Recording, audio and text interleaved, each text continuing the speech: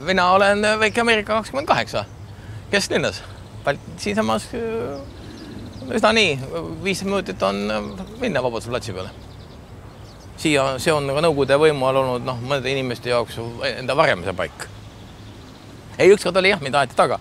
Siis 83 taheti viia vägi sõjaväkke, siis minu tollane abikaasa hoidis ust kinni, kui 2 millised sisse trügisid ja mina sama jooksin paljastes sokkides siit üle aedade. Ühest soki kaotasin meil ära.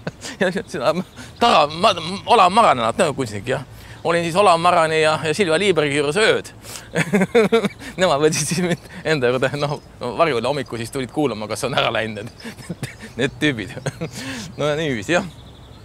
Tähendab, ka siin võis istuda, siin võis rääkida, siin võis arvutada. Siin muidugi oli ka muid põhjusi, nende hulgas oli palju luuletajaid ja teatriinimesi ja Juhan Viidikeks on näitleja ja Rätsep ja tema sõbrad, kes on suhteliselt häälekad inimesed ja kes peavad teatrit tegema ja laulma ja peavad tegelikult jätkama oma teatrielu ja tihti nad jätkasidki teatrielu, sest et nad tulid siia peale etendust. Aga see oli niisugune koht, kus 15 minutiga sai tulla suhteliselt kergesti ja see on üks teine pool, siin on Mari Aed. Me iga aasta tegime veini ja kui sa teed iga aasta 200-300 veini, siis vaadake, Nõukogude ajal ei saanud veini poest osta, seda ei olnud.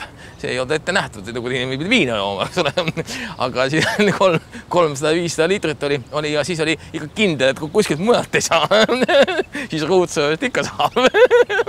Nii et siin oli väga mitu põhjust, siin oli aed, siin oli veini ja siin oli nagu segamatu, kus tantsida näiteks.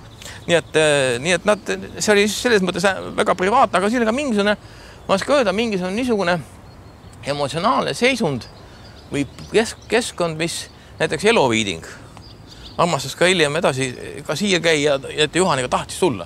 Nii et oli isal ütelda, et tule siia või lähme Reinuudest, et selle majal oli ka mingisugune muu tähendus.